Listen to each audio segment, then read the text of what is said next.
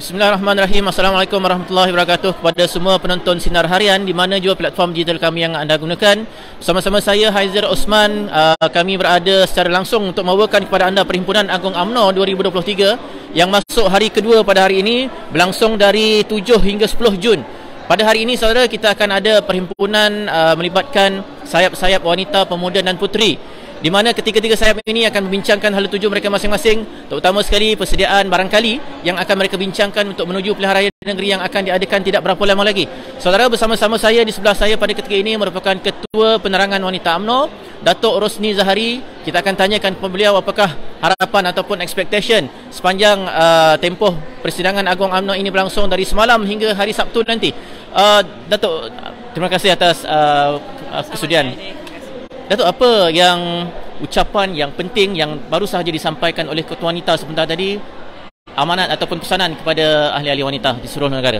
Alhamdulillah, Datuk Seri Dr. Nur Ali Ahmad selaku Ketua Wanita UMNO, Ketua Wanita UMNO Malaysia yang juga Ketua Wanita Barisan Nasional telah menyampaikan ucapan dasar dia, dan antara intipati ucapan dasar beliau mencakupi usul politik, usul politik, ekonomi, pendidikan dan juga menyentuh soal agama. Dan juga beliau menyentuh pasal persiapan dalam PRN dan juga menyentuh mengenai kota perjuangan wanita, kota 30% wanita untuk PRN ni. Dan perjuangan inilah adalah merupakan perjuangan yang tidak pernah lekang lah daripada wanita, daripada dulu sampai sekarang. Selagi kita tak mencapai 30% itu, kita akan perjuangkan. Baik Datuk, di peringkat akar umbi khususnya, apa yang persepsi di luar UMNO mengatakan bahawa masih wujud suasana belum settle antara apabila melibatkan kerjasama UMNO, Barisan Nasional dengan Pakatan Harapan khususnya di AP. Jadi bagaimana situasi ini di peringkat wanita dan ahli-ahli wanita di peringkat akar umbi sendiri?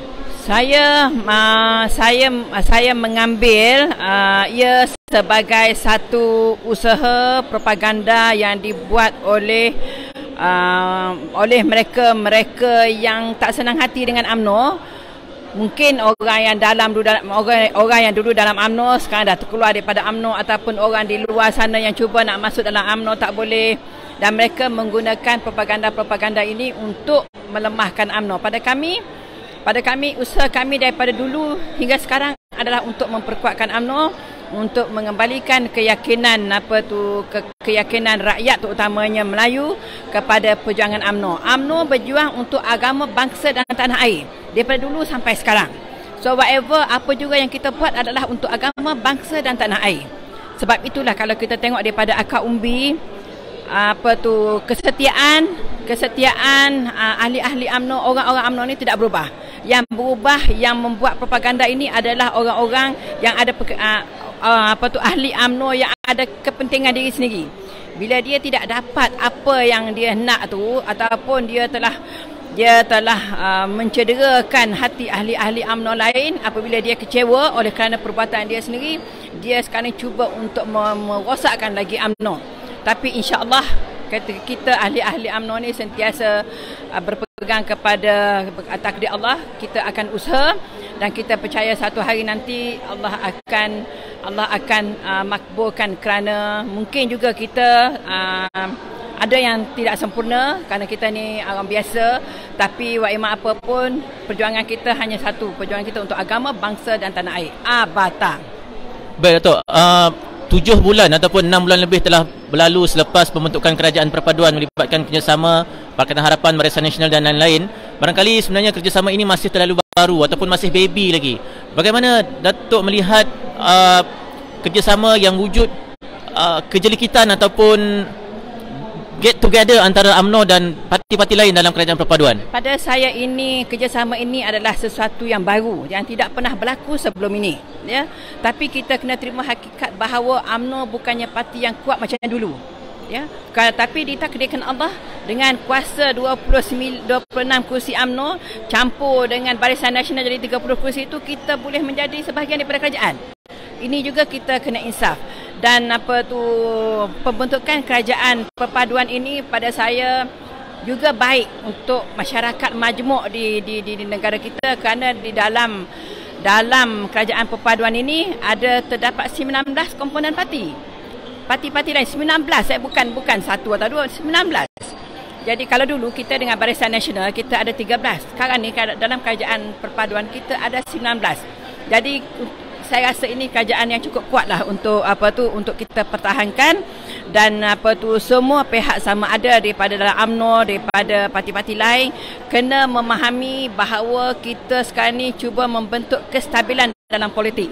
Kerana kita tahu Haider, kalau kita stabil dalam politik, insya-Allah kita akan maju dalam ekonomi. Itu yang rakyat nak. Ini yang rakyat di bawah nak. Mereka nak kestabilan politik supaya ekonomi dengan secara tak langsungnya dapat dikuatkan dan digiatkan.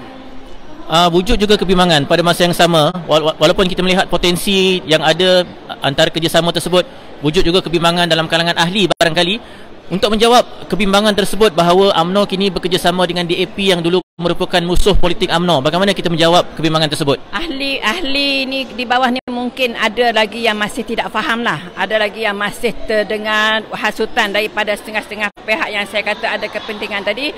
Kenapa mereka nak ucapkan kerjasama UMNO DAP? Sedangkan di dalam kerjasama ini ada 18 lagi parti lain. Kenapa mereka tak sebut parti-parti lain itu? Ya, jadi ini adalah merupakan propaganda daripada pihak-pihak yang tidak bertanggungjawab, dan saya mintalah kepada ahli-ahli UMNO, orang-orang UMNO di akar umbi, janganlah kita terpedaya.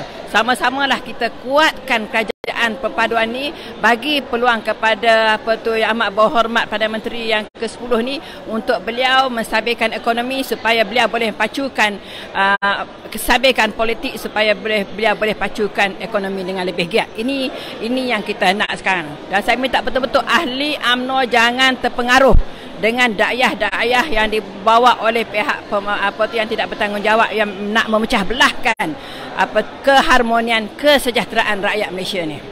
Menjelang pilihan raya negeri yang akan diadakan tidak berapa lama lagi melibatkan 6 negeri, adakah UMNO khususnya dan Barisan Nasional umumnya sudah pun mempunyai persefahaman ataupun understanding yang cukup jelas dengan parti-parti komponen dalam kerajaan perpaduan yang lain?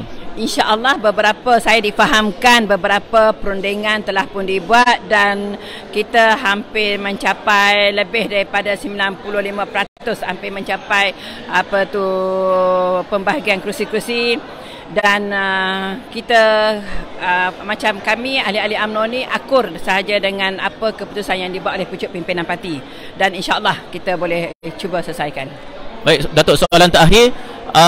Peranan wanita tu sebenarnya sangat penting, kerana sejak dulu dikatakan wanita sebagai tulang belakang parti. Bagaimana peranan wanita untuk memberikan penerangan terhadap naratif yang parti cuba bawa ini sehingga ke peringkat akar umbi, agar mereka semua mempunyai satu kefahaman yang jelas terhadap dasar perjuangan UMNO, kerjasama dan sebagainya? Saya merasa amat terharu di dalam ucapan dalam ucapan timbalan Presiden UMNO malam tadi, apabila beliau merasmikan sayap-sayap dan beliau mengakui peranan penting wanita di dalam parti. Dan insya-Allah wanita daripada dulu kini dan selamanya memang kita sentiasa setia kepada parti, dan insya-Allah di dalam sukar ini, terutamanya dalam nak menghadapi PRN 6 negeri ni, kami akan bekerja dengan lebih kuat bagi memastikan kemenangan. Dan insya-Allah wanita, di samping menggunakan cara tradisional kita dulu, kita akan menggunakan kaedah-kaedah baru. Sebab itulah sekarang ni saya mengetuai penerangan, di mana kita akan gerakkan penerangan media dan digital. Kita akan menggunakan kaedah digital sepenuhnya lah untuk penerangan, insya-Allah. Baik, Datuk, sedikit tentang penerangan media dan digital tu, barangkali ada cerita-cerita baru yang boleh dikongsikan dengan pendengar di luar sana. Saya bersama tim saya memikirkan bahawa penerangan ini harus diberi wajah baru dan diberi cara baru untuk bergerak. Maka itulah saya membawa beberapa orang media di dalam tim saya kali ini, dan insya-Allah kami buat yang terbaik lah. Kami akan cuba buat yang terbaik, di mana kita bahagikan fokus kita 30% sahaja kepada isu politik, dan lagi 70% kita akan fokus kepada isu rakyat. Saya rasa itu yang pengundi-pengundi ataupun rakyat di luar sana nak dengar. apa yang parti buat untuk rakyat. Dan insyaAllah penerangan akan fokuskan 70% kepada isu rakyat. Nanti lepas ini kalau Haider tengok kenapa penerangan banyak turun ke akar umbi, itu memang part of our perancangan. Baik Datuk, terima kasih atas perkongsian.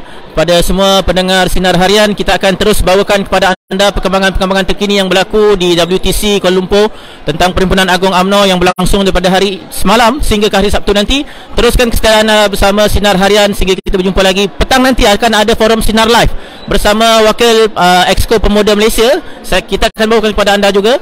Jangan lupa untuk saksikan sehingga kita berjumpa lagi. Assalamualaikum warahmatullahi wabarakatuh.